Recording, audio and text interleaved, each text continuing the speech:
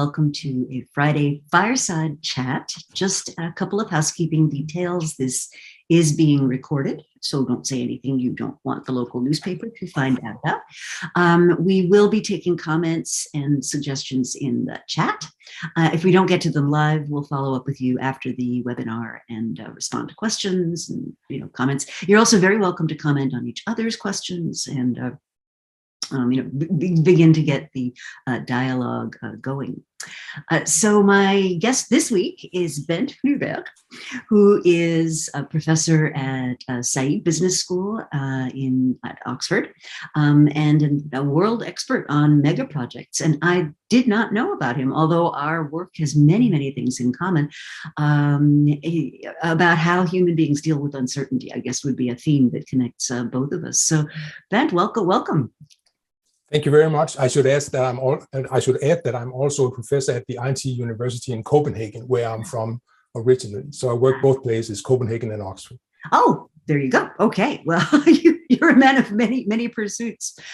So for our listeners who don't know you, perhaps give us a bit about your journey and the things that really interest you, which I know are mega projects. You're one of the world's leading experts in how to get those to go right.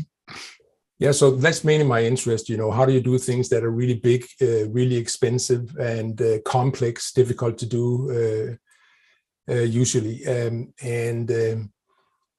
I got interested in this by watching a couple of mega projects back in Denmark go terribly wrong. So I was wondering, is this normal, or are we just particularly bad at this in Denmark at that time? And I found out that there were actually no answer. There were no data on the performance of mega projects. So that was a nice big wide area on the map, and there's nothing that we scholars love more than that. So I decided to fill in that wide area by starting collecting data. And to my shock, I found that the disasters we have experienced in Denmark is the norm, basically.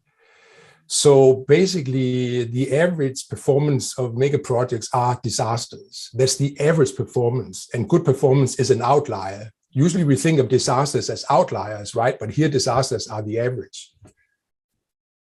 That's fascinating. That's absolutely fascinating. By the way, those of you who don't know Bent's work, there's a great HBR article called Make Mega Projects More Modular, which really inspired me. And so among many other things, I hear that you have a knighthood and 2 Fulbright scholarships and lots of books, lots of articles, but a new book coming out called How Big Things Get Done.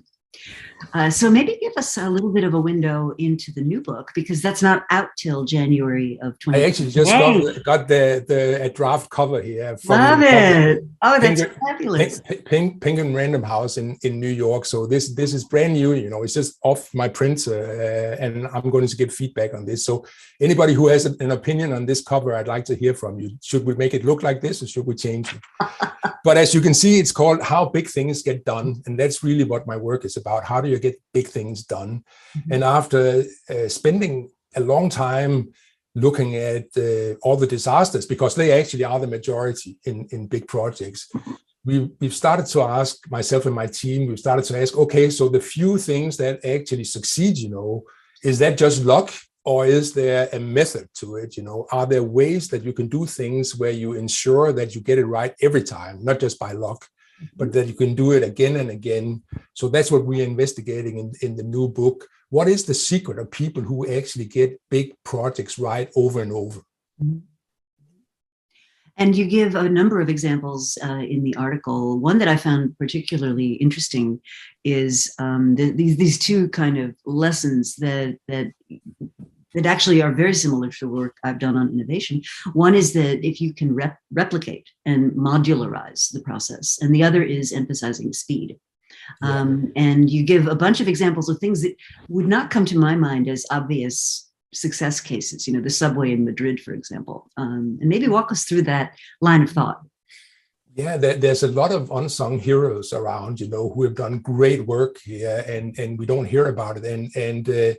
And the leadership of the Madrid Metro is a bunch of unsung heroes. They actually built one of the largest subway expansions in human history, competing with the size of the expansions that we see in China now.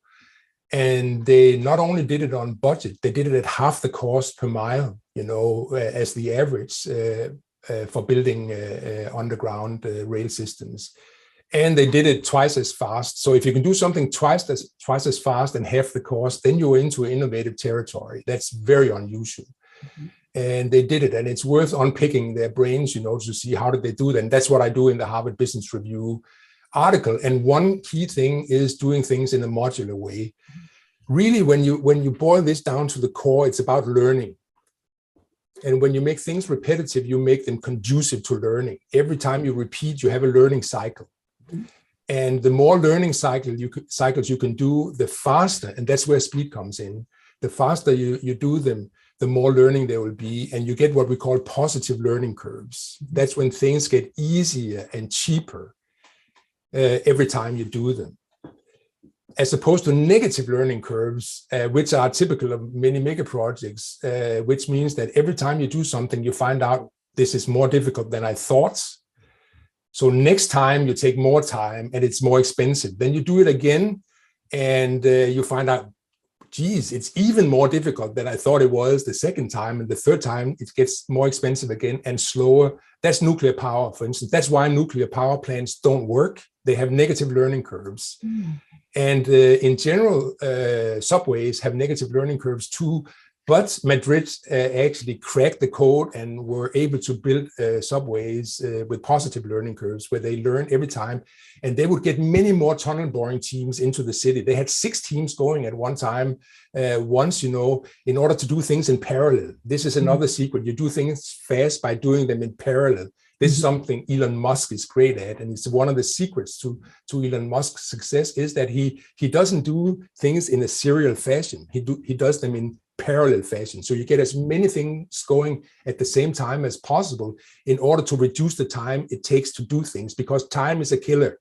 We all know that. The more time you have, the more variance you have. Variance is uncertainty. Variance is risk, right? You want to eliminate variance. You want to eliminate uncertainty. How do you do that? You do it by closing the window of time or making it as small as possible.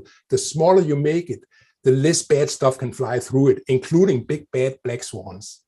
I love that analogy. I think it's so relatable, and one that you do use in the article. So specifically with respect to the Madrid subway, you talk about no monuments, replicable designs. So that builds in the learning from station to station to station. So you're not rethinking every design for every individual station, which is very different than many other subways. And you cite the Jubilee line, which took 25 years to get finished, something like that. Yeah, something like that. So no monuments, no new technology. And that's an interesting one because, if you ask people for their top 10 list of innovative companies, Apple would probably be up at the top of the list. But Apple very deliberately doesn't go out on the bleeding edge of technology. They haven't for a long time. They take proven technologies and then combine them in interesting new ways.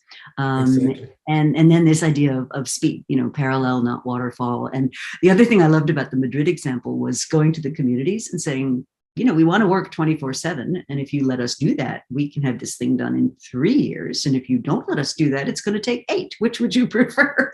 Yeah, I think that's very innovative. Most planners don't think like that. Most project owners don't think like that. They think like, what do people usually do? And what's the laws and regulations? Mm-hmm. And, the laws and regulations are you can't work during the night. You can't work during the weekend. So already you have more than 50% of your time is gone.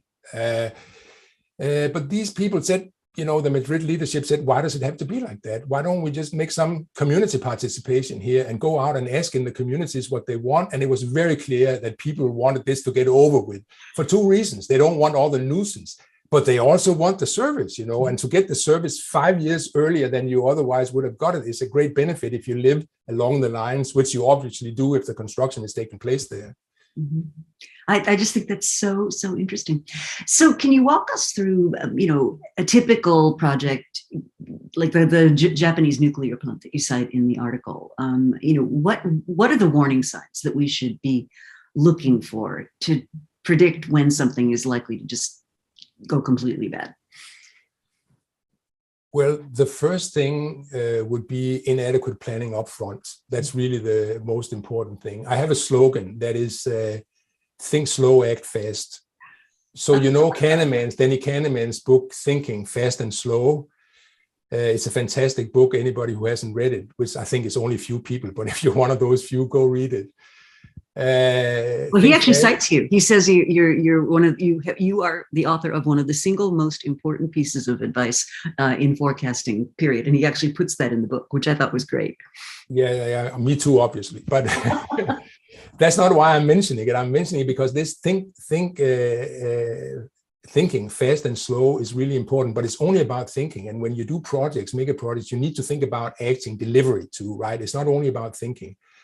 So you want the thinking to be slow, exactly as Kahneman advises. And if you haven't thought slow, you can't expect the success. It's simple as that. If you've been thinking fast, which is common, people jump to solutions way too early. They jump on a specific technology. They say, this is what we're going to build. We're going to build a bridge. They don't think about there are different ways to connect an island to the mainland.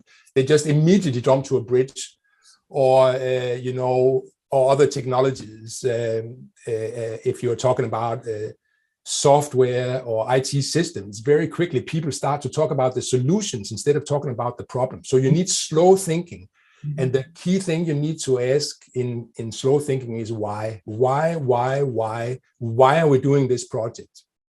You need to spend a lot of time on that in order to find out what the goal is, and then make sure that that goal is directing you all the way through.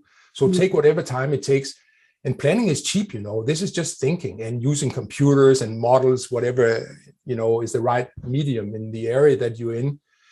And this is something I discussed with Ed Catmull, former CEO at Pixar. This is the way they do it at Pixar. Ed Catmull says, I don't care how long the developers take to develop a Pixar movie. They're actually allowed to muck around for years because it's cheap.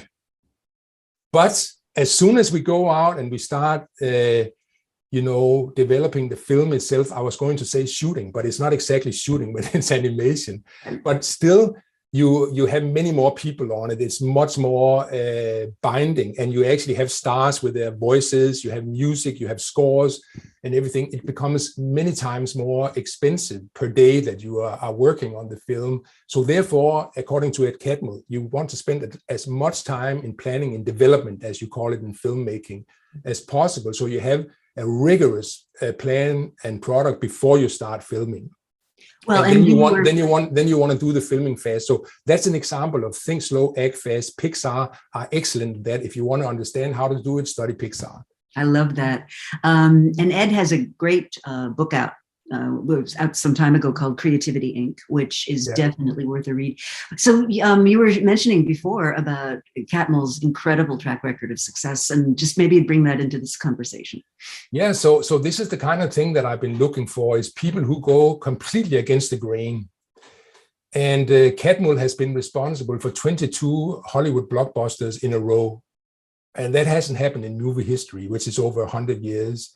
Actually, if you look at the base rates for movies, it's pretty much random. So when you do a movie, a studio doesn't know whether it's going to be a hit or not. It's hit and miss, basically. And here comes somebody who's doing 22 hits in a row in a hit and miss environment. How do you do that? That's really worth. So that's the kind of people I decide I'm going to pick their brain to find out how they do it. We already talked about the Madrid Metro. That's another example. Frank Gehry, the famous Canadian-American architect working out of Los Angeles, is another example. They're all in the book, that when you look at, I don't know how many here have been to see the Guggenheim Museum in Bilbao. And again, if you haven't, go see it. When you see that, when people see that, they say, whoa, but that must have gone way over budget. The way it's very innovative, very different from anything you've ever seen, especially when it came out. Now there are other buildings that, both by Gehry and others, that look a bit like it, but it's still unique in my view. And you think something as unique visually and in innovative architecture like that must have gone way over budget. The truth is, it was built 3% under budget, and it was delivered on time. And you would think that's impossible because no other architects are doing that. So again, how does Gehry do that? And again, I go pick his brain and find out how he does it. And it's super interesting. And that's exactly what I'm interested in, people who can go against the base rate. So every area has a base rate. So for instance, for buildings, the average cost overrun is 62% in real terms, so no inflation included, measured from the final business case. How can somebody build on 0% over and over if the base rate is 62%? It's like beating the odds in the casino, right? And people generally don't do that. And the answer is, it's not chance. These people actually have systematic ideas, have systematic procedures that they follow in order to achieve these astounding results. Mm-hmm. Yeah, it's amazing to me. It reminds me very much of Safi Bakal's argument, and he writes about innovative ideas that he calls loonshots. And he makes the distinction between moonshots and loonshots. And he says moonshots are these like the moonshot, big, well-funded, very ambitious, huge multi-year projects. Whereas loonshots are these little things boiling around, in a lab somewhere. And it's kind of Ed Catmull's concept of tinkering around, right? Yeah. And he says they take a huge amount of time. They don't take much money up front. They take a little bit of budget, and they take someone who's really passionate about them. But very often in the early stages, they're dismissed as crazy. They're not taken, as important. And yet, and here's the interesting thing, and this really lines up very well with your idea of thinking slow and acting fast. When they're ready to make the transition to the mainstream, that's when he says, you need to give up your artists and bring in your soldiers. And now what you want is guys in straight lines, marching as fast as they possibly can. So I think it's very similar. There is an analogy there, but actually people like Catmull and Frank Gehry, they insist on the artist being in charge all the way through. And I think that there's an element of truth, big element of truth to that. Gehry even has a concept for it. He calls it the organization of the artist. And it's been one of the conundrums in his career to figure out how do you actually establish the organization of the artist. And he was quite, I wouldn't say old, but he was, middle-aged when he figured it out. It took a while. It took some decades to figure it out. And he had to go wrong and get scar tissue and make big mistakes before it happened. But once he got it. And he understands that it's about making sure that the people with the creative ideas are in charge. You can't let the bean counters and the politicians, in his case, in architecture, you can't let them be in charge. If you do that, they'll ruin the design. They simply do not have the tastes and the skills necessary to deliver something like exquisite architecture. So he needs to stay in charge. The same with the Catmull's movies. You can't delegate these things. The artists need to be in charge all the way through. And how do you make that happen? So that's about making it clear from the outset that that's how you want it. And Gehry has this thing that I very much agree with. You have to be willing to walk away. A lot of people are not willing to walk away from projects. A lot of architects can't afford to walk away from projects, because they would have very few if they started walking away from them. But Gehry is like, in that sense, a very non-commercial person. That not that he's not successful commercially, but he's not commercial in the sense that he's willing to walk away from business if it doesn't fit those criteria. So I think you have to be willing to do that, and then you need to write contracts that stipulate this, and you need to be willing to take responsibility. So you can't be in charge if you're not willing to take responsibility. A lot of architects are not willing to take that kind of responsibility. They're actually afraid of it because it actually has legal implications. And that's a difficult one, but still, it can be done. And Gehry and Catmull and others like them are examples of that. They absolutely are. One of the things we have in social science is very common to failed megaprojects. It's called escalation of commitment to a failing course of action. Yeah. And I'm not sure if that's part of your world, but very much yeah. So. I was actually just proofreading that part of my manuscript about that, and like driving into the blizzard. Thaler's expression, driving into the blizzard. That's the sunk cost fallacy. Well, right. And people are committed to these things. So when I look at big innovation projects that go wrong, you see the same pattern. Untested assumptions taken as facts, an early decision that sort of says, this is the solution. We're just going to go out and build that. A leader personally associated with the particular thing, whatever it is, and an unwillingness to consider other alternatives. So, it's sort of acting fast and reworking later. And then often the rework never catches up with you, right? It doesn't work. Yeah, it doesn't work. It results in what I call the break-fix cycle, that the project breaks, and then you have to sort of improvise a fix and then it breaks again, and you have to improvise another fix. It's like an elephant stuck in a tar pit. When you're talking about mega projects, it's like an elephant stuck in a tar pit. It's not a beautiful sight. Not at all. Another thing that you point out, which I think is something people don't think about very much, is a lot of these big projects need to be completely done to add any value whatsoever. And yet, you know, if you can make them more modular, which is one of the themes of your article, you can actually start creating value from a very early stage. And you use the example of Elon Musk's plant in Nevada as the case in point there. Yep.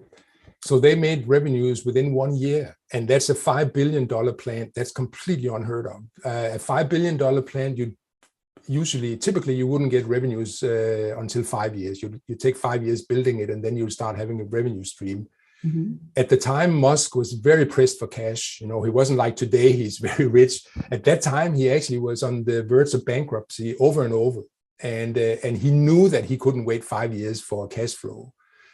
So he decided to totally disregard the construction industry, who actually contacted him. I had a CEO cry on my shoulder that Musk didn't want to answer his calls, even though that he had built these kinds of factories before, and he thought that he could offer his services to Musk. Musk would hear nothing of it. He decided to reinvent construction, like he reinvented rockets, like he reinvented cars.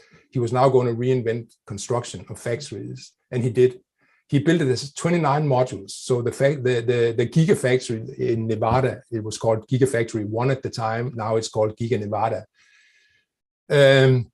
Was designed as 29 modules. And, you know, they just needed to build the first one. And then they got into this positive learning. The second one, they did better. The third one, they did even better. Mm-hmm. And they had a couple of modules ready within the first year, already producing batteries and creating revenues. And then it was just a matter of scaling it up until they had the capacity that they needed. And they actually had so much positive learning that they found out that they didn't need to scale up to the capacity that they thought they needed. Or the footprint that they thought they needed, because they could deliver what they needed to deliver with a smaller footprint. Because of the learning, they got more effective. This is another thing that people often don't talk about and think about, that if you design the process right, you can actually generate so much learning that you develop a situation that is completely different from the one you thought that you had when you started. There's a dynamic there. Yeah. I think we really underestimate the importance of you know, learning as you go, right? And you know, a point that you've made, which I think is just super important, is if you do a thing once, by definition, you're not going to do it very well. You know, like anything in life, you know, exactly. It takes practice to master it. And I think certainly with innovation, we've seen that over and over again. You know, that the really good, what I would call serial entrepreneurs, you know, they have a method. Right. And one of the fallacies with entrepreneurship and with many other fields is, you know, people see someone who's terrifically successful and then they try to mimic what that person did without knowing whether it was just luck. You know, mm-hmm. As my friend Ron Adner is fond of saying, if you have a choice between luck and strategy, choose luck, but you don't have that choice. No. But when somebody's done it over and over and over again, particularly in different industries, now you think, there's a methodology there. Mm-hmm. Yeah. We also see a clear pattern. You know, we're studying 25 plus different project types, anything from storage of nuclear waste to energy transmission lines, to solar farms, solar energy farms. And there's a very, very clear statistical pattern that things that are built in a modular fashion and fast have small cost overruns, you know. So the risk is just much smaller, and you are more likely to be able to deliver on the budget that you set out with. And yeah, I have some results right here. So the best performing projects of this kind are solar power, energy transmission, wind power, pipelines, and they're all modular. They have the lowest cost overruns of all project types. The worst cost overruns are nuclear storage, the Olympic Games, nuclear power, hydroelectric dams, IT projects. IT projects are one of the worst performing projects. That should make us think we are building IT into everything, and they are the worst performing projects. We are building ticking time bombs into what we are doing. And if you don't think carefully about the IT you do, you're creating problems instead of solutions. Oh, I totally see that. So these are the opposite poles of of project success and managing uncertainty, like you talk about, Rita. So the ones at the first ones I mentioned, the modular ones, the speedy ones, they are very good at managing uncertainty, and they developed a strategy and a structure based on modularity and speed that make them able to do it over and over again. The projects at the other end of the scale, they are all bespoke. They are very slow. So nuclear storage, who knows how to do nuclear storage? Nobody knows how to do nuclear storage. But IT, the same thing. The Olympic Games, we understand because they actually choose a beginner, a new place every time. So it's always, per definition, somebody who's never tried doing it before. So no wonder the Olympics underperform, right? But IT, it's up there too. It actually has the biggest tail risk of any project.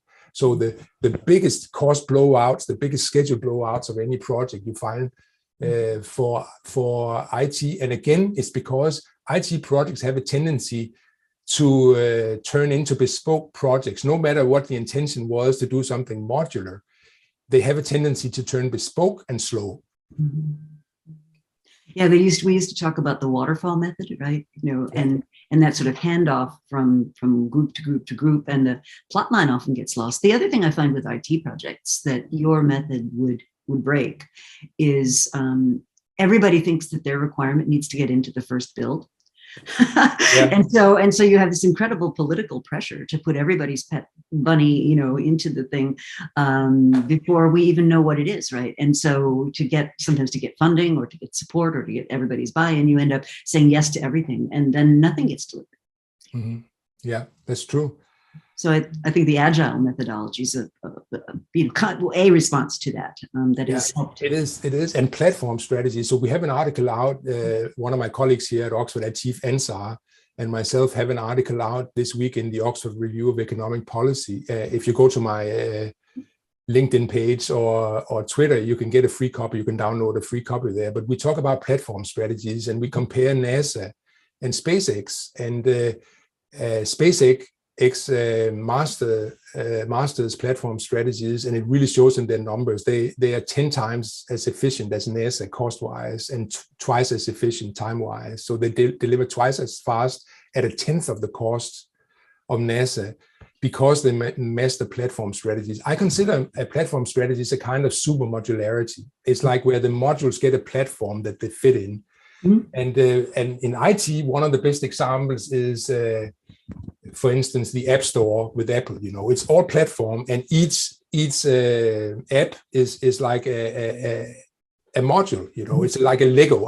Since I'm Danish, I like Lego. Lego is a Danish company. I don't know if you know that, but Lego is Danish. Of course, yes. It's the world's biggest toy manufacturer, and we all grew up with them, stepped on them as kids. Legos, and I like the metaphor of Legos here, because it really is the more you can make what you do like a Lego, the better. And that Legos have platforms. You always start with a plate, that's your platform, and you build on that. So as a metaphor, that's how to make things work. You need to think, what's my Lego? And you need to think, what's my platform that I'm using my Lego on? If you've got those two problems solved, you are actually in a good place regarding being successful with what it is that you're delivering. That's my advice to business leaders and government leaders. Indeed, it's not only for business, but also for government, is what's your Lego? You need to know. If you don't know what your Lego is, that's the question you need to work on, because you're not going to be able to be efficient in your delivery until you know what your Lego is. Right. And we work with companies to do that, like doing workshops to figure out what their Lego is.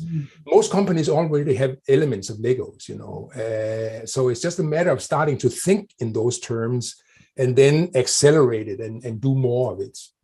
I love that analogy. And there's a great book by two former Amazon executives called Working Backwards, in which they describe Amazon's incredibly painful transition from this huge monolithic central IT platform. Well, it wasn't a platform. It was a huge monolithic central IT service to a platform strategy internally. And how hard that was, because they had to redesign it as they were in market with the old system. Yeah. So Juan Miguel Robles would like to know, how can you address a culture that is kind of used to doing things the wrong way, and how do you get them to start thinking about doing things the right way? There are lots of people doing things the wrong way, but I have to say that I'm actually overwhelmed by how many people are interested in doing things a different way. So though there's no lack of interest in doing things differently. Mm-hmm. And the way to convince people who are doing things the wrong way is just like, look at the numbers. Like the numbers are so terrible for what many people do, you know, and you just say, hey, do you really want to spend your life on delivering stuff in this low quality way when there's an alternative way of doing it, you know? And by the way, if you don't change your ways, you're probably going to be disrupted. Mm-hmm. So often it's not a choice. I think that's the case for right today. The construction industry is way behind, and it's very clear if you look at productivity numbers and rates of innovation and so on, that they're way behind every other sector in society. And I'm trying to convince, so that's an area where I work, where I'm trying to convince a group of people who are doing things in a hugely dysfunctional way, in my view, to do it differently. And I'm doing it by showing them the numbers compared to other sectors in society and telling them you can't keep living in the Stone Age. It's about getting you into the 20th century, not to speak of the 21st century. Mm-hmm. If you look at it, the way a house was built 4,000 years ago, it's not that different from today. If you look at the way a car was built 100 years ago, it's very different from the way it's being built today. So the rate of innovation is just not there. It's that simple. And do you think that's because there just hasn't been a competitive breakthrough, or I mean, what's allowed them to get away with not doing anything differently? I mean, you're putting your finger on the sore spot, and that's competition. There simply isn't enough competition in construction because construction happens in small local geographical monopolies. So you have multiple geographical monopolies where there's no real competition. If you produce a car, it's to the world market. If your car doesn't work, you cannot sell it and you go bust. If you produce a house that is substandard, it'll survive in your local area. And then there's no competition from car makers in China or house makers in China. So lack of competition is the most important thing. There are other things, but lack of competition is the most important.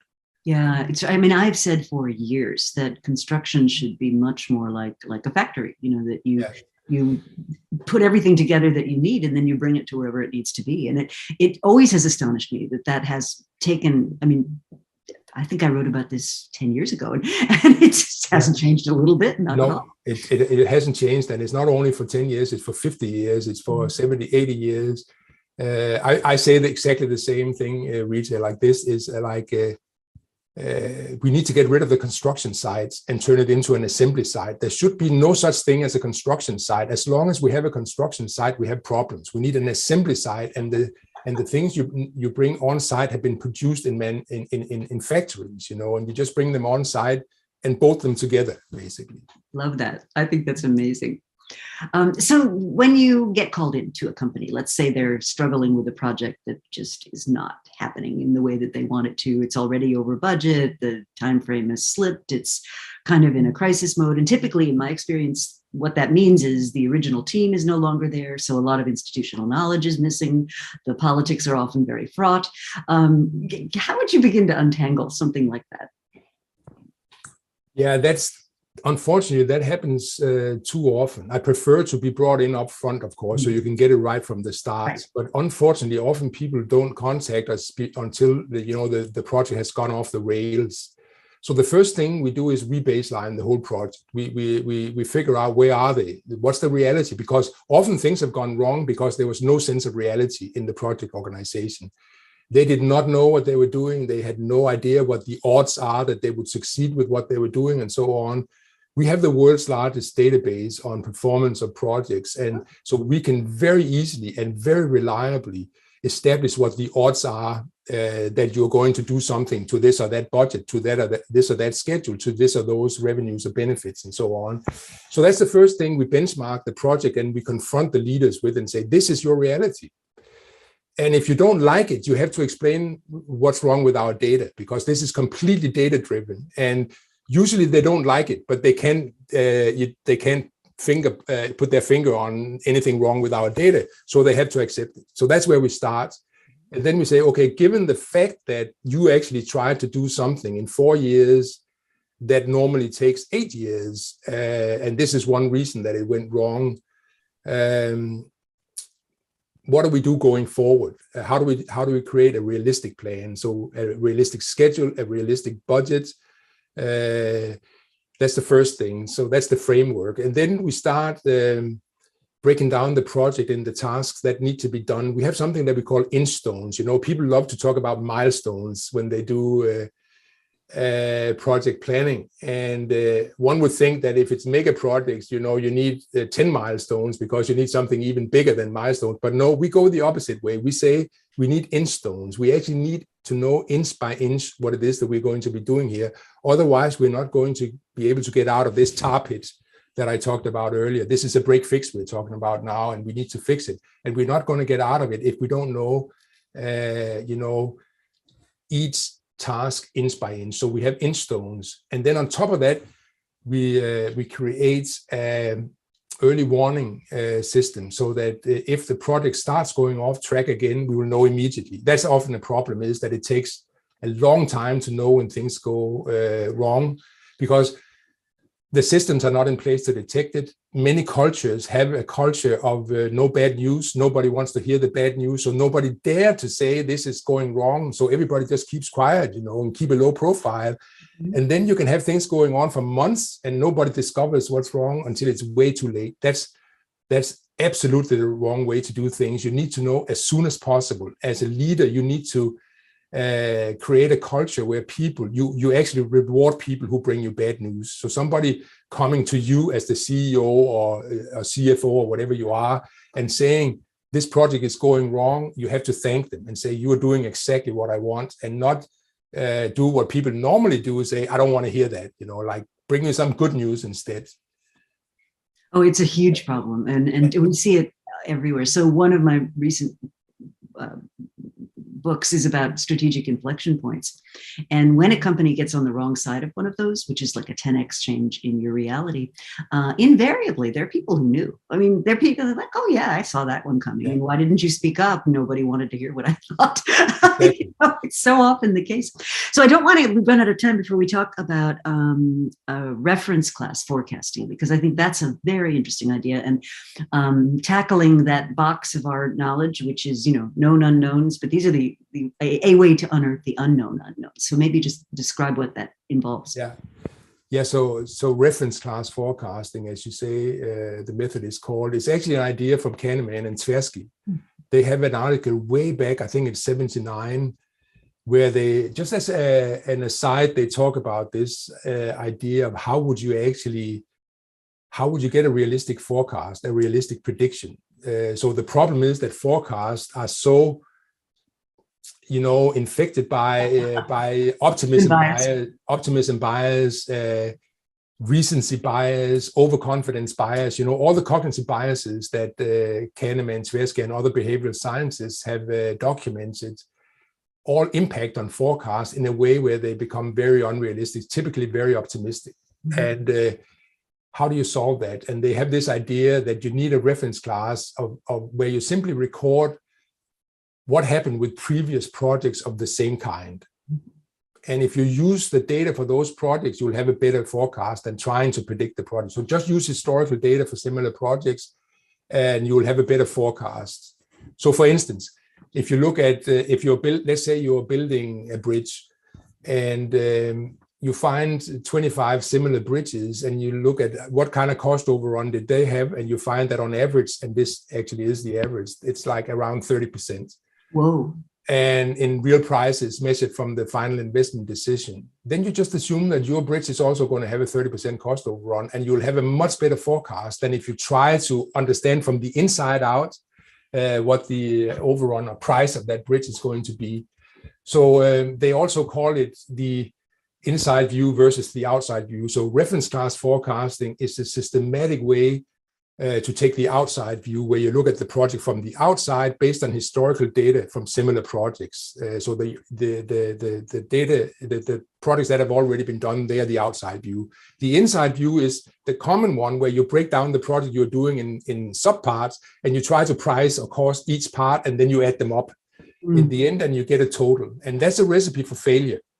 Whereas the outside view is a recipe for accuracy in forecasting. What I did was that I took this idea, which Kahneman and Tversky didn't develop in practical terms. So I took it and developed it in practical terms into a step-by-step methodology and collected the data that are necessary to feed the method so it works in practice. And I've been astonished. It's probably the one thing in my career that has had the most impact on policy and practice. It's used in hundreds, if not thousands of projects around the world now. And it's even been made mandatory by several governments, including the UK government where I am now, the Danish government, my own government in Denmark, and Hong Kong is using it, the Netherlands is using it, South Africa, Ireland, many other countries. So this method has really got legs to go on, and I strongly recommend it. It's also very simple. It has the huge advantage over other prediction methods that it's cheap and simple, which of course is the reason the forecasting industry doesn't like it. So there you go. What a shock. What a shock. What a surprise. Yeah. Absolutely. So how can people learn more about that technique?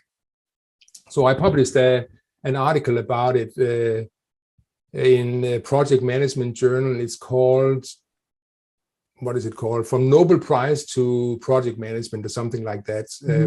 So the Nobel Prize, of course, being Kahneman's ideas. This is part of why he won the Nobel Prize in economics in 2002. So go to SSRN, so the Social Science Research Network. All my papers can be downloaded for free there.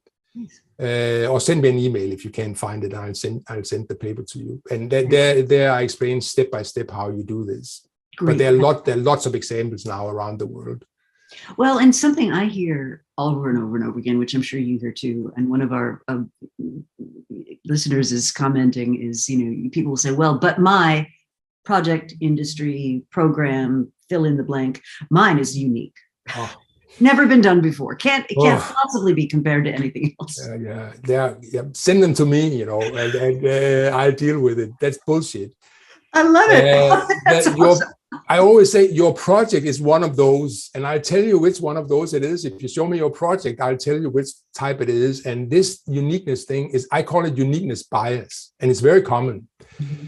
And not only is it common, but if you look at the organization, the main organizations in project management, like the Project Management Institute in the United States and the Association for Project Management in the UK and the Japanese Association and others, they actually encourage this because in the definition of projects, they say a project is a unique endeavor to whatever. Uh-huh. So per definition, they call projects unique, and that's a big mistake, Wow. A big mistake. That's a recipe for failure. As soon as you think of your project as unique, you don't think you have a lot to learn from others, because if you're unique, you can't learn from others, right? That's part of it. And that's actually what happens on project teams. They think we are so unique that we shouldn't be looking around and seeing what others have done to learn from this, because there's no point. We're unique. Well, you're a really radical revolutionary in this space, aren't you? Well, I'm telling you, I'm actually advising project leaders and people in the C-suite. If they hear anybody on their project saying our project is unique, they either need to fire them or send them to Oxford for training. So fill us in a little on how you work. So clearly you've got an incredible number of articles, a number of books, the new one coming out. Just as a reminder, everybody, January 2023, the new book comes out, and it's called How Big Things Get Done. So do you have a team? Do you have a company? Do you, like, if somebody were to call you up and say, I need your help, what happens next? both of those. So I have a team both in Oxford and in Copenhagen, so doing the research. And I also have a company. So a colleague of mine, Alexander Butzi, who's like my alter ego, and here at Oxford, and I co-founded a company some years ago to leverage our research results in practice. And so if it's something like that, if it's practical, if it's advisory consulting, that's where we put the work. If it's research, then we put it in our research. Gotcha. It's interesting because what I'm also observing is that, and I'm doing something quite similar with innovation, which is, for years, I'd get up and give speeches and talk, and it would be great. And then people would say to me, okay, the scales have fallen from my eyes. I see that there's a truth there. what do I do? Is it a spreadsheet? Is it a PowerPoint? How do I make this actually work? So I did something similar and founded a company to handle the advisory side of things, because it's a more natural fit than just doing it in the context of a university. Yeah, it is, and it works really well. It has grown tremendously, and we have lots of jobs. We work on some of the most exciting mega projects in the world, and not just in the UK, around the world. In Asia, here. Yeah, that's very exciting, and it's nice to see your academic ideas get legs to walk on and actually have an impact. I like that. As an academic, I was actually never the kind of academic who would be satisfied with my research only sitting in academic journals. I think that's very important. It is the first priority, so I don't belittle that at all. I think it's very important to have the highest level in the academic research, have the highest citations and the best journals and so on. But I'm just not satisfied with it staying like that and remaining there. I want it out in the world, in policy and practice, and in the media, indeed, so it affects public discourse and people actually start talking about these things. Like Kahneman talks about, he would like to impact the discussion at the water cooler. This is what he says in Thinking Fast and Slow, right? I think that kind of impact on public discourse is really important if you're an academic. Absolutely. So two big kind of topical things that people have on their minds right now. One is, what does the world look like as we get through whatever the next phase of this pandemic is? And the other is, if you think about what's going on in Ukraine, how do we think about rebuilding there? Because it seems to me it's horrible, right? What's going on, but they will at some point have an opportunity to really rebuild with fresh eyes. And it seems to me this kind of thinking could be very useful for both next phases. Yeah, I agree, and this is very related to building back, which we've been talking about. So whether you're building back from a pandemic or you're building back from a war, you're building back. Obviously, they are very different. I'm not trying to conflate the pandemic with the tragedy in Ukraine. But nevertheless, it is about building back. And once you're doing that, you need to have some kind of principles for how to do it. And this is very much about that. And actually, it turns out that wars and pandemics actually follow exactly the same statistical patterns in their negative impact. So they are power law distribution. If you measure the number of deaths by pandemics and the number of deaths by war, they follow exactly the same kind of statistical distribution, the power law distribution. And that should tell you a lot if you are a decision maker. It means, first of all, that these phenomena are unpredictable. You can't predict exactly. So you shouldn't even waste your time on trying to predict precisely what's going to happen. You should focus on mitigation immediately. And that's what many people misunderstood when the pandemic started. They didn't focus on mitigation immediately. They were delayed, and that's how it got to spread so widely in some countries, including here in the UK. I was comparing Denmark and the UK, which I'm traveling back and forth between. And, the experts say that the fact that the UK was 2 weeks later than Denmark caused 30,000 extra dead in the UK. So just 30,000 people dead for no good reason, just because you're slow and you don't mitigate immediately.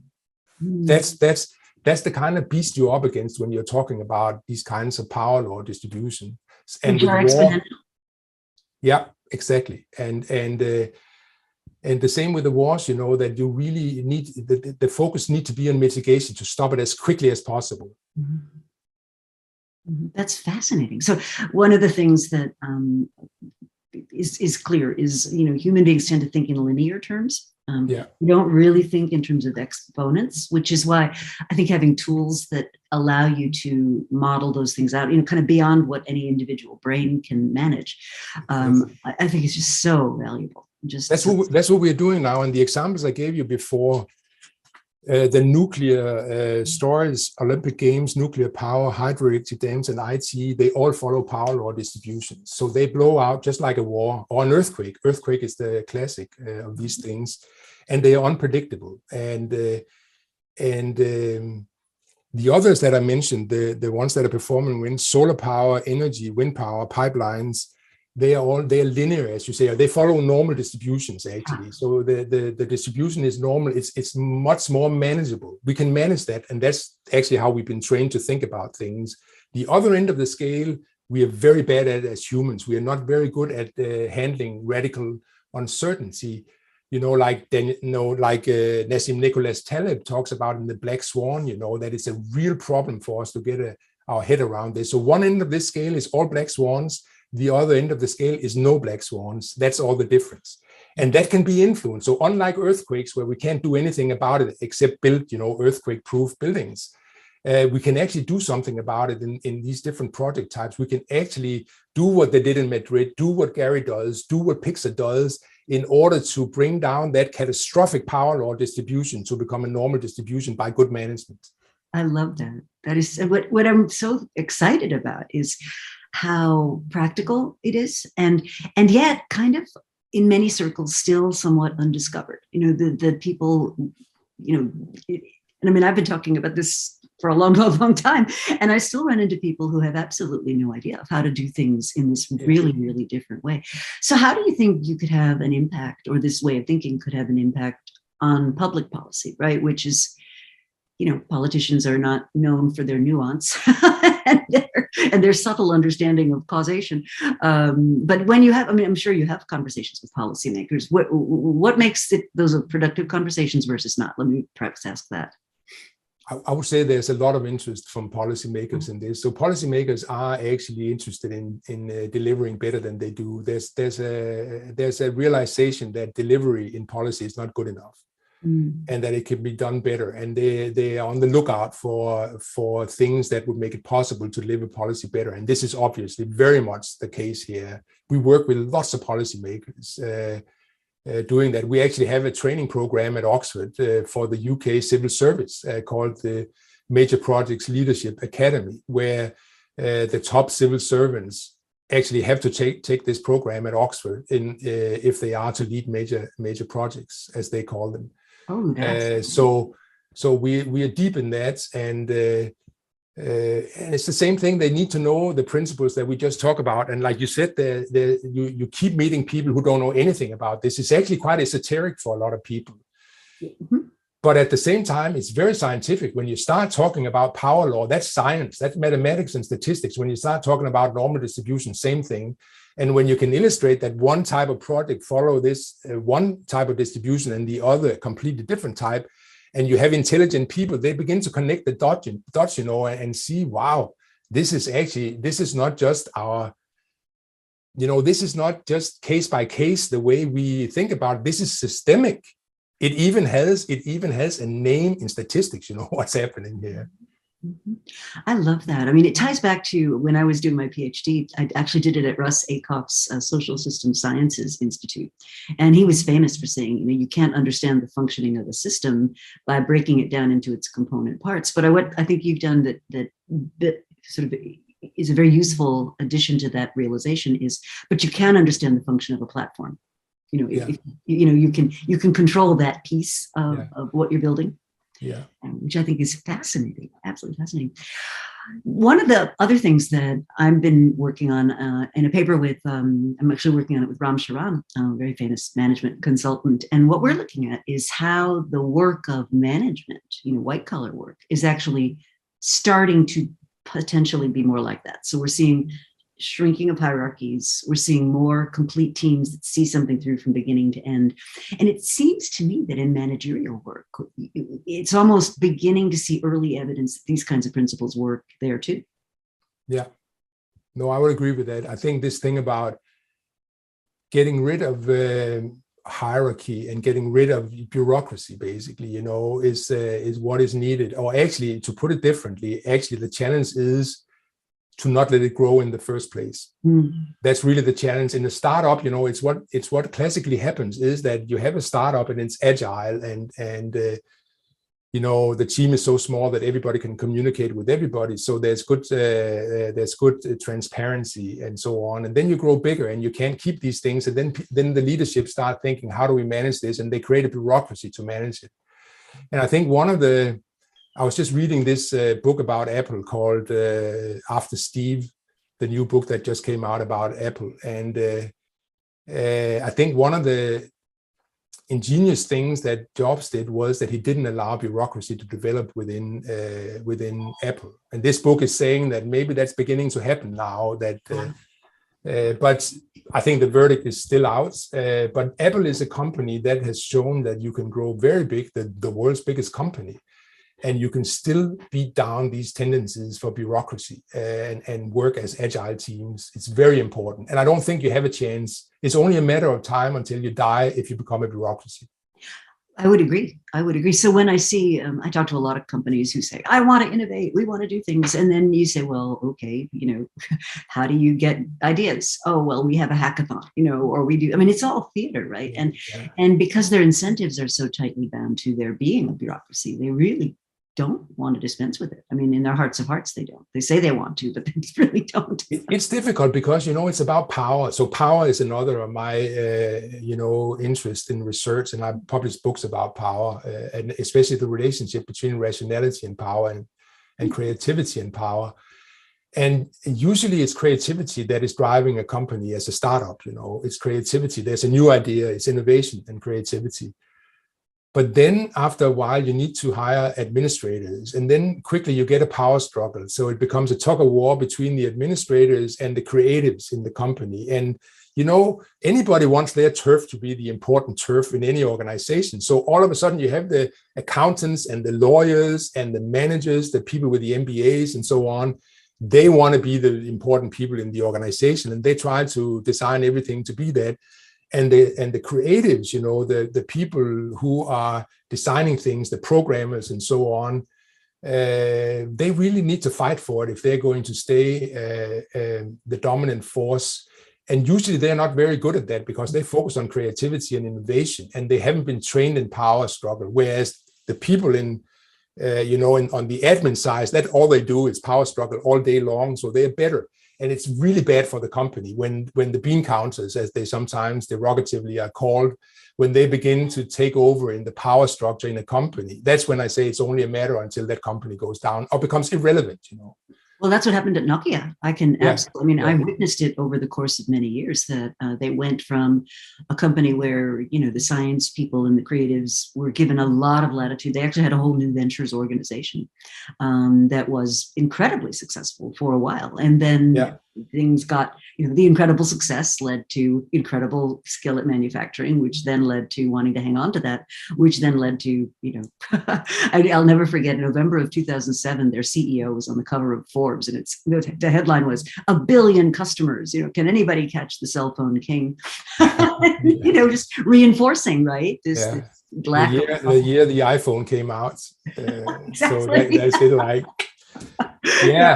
that's a very good example. And I would say that this thing we talked about earlier, Gehry's idea of the organization of the artist, this is actually a concept of general relevance here, that any company needs to maintain the organization of the artist if they want to keep innovating, if they want to keep being relevant, if they want to keep existing.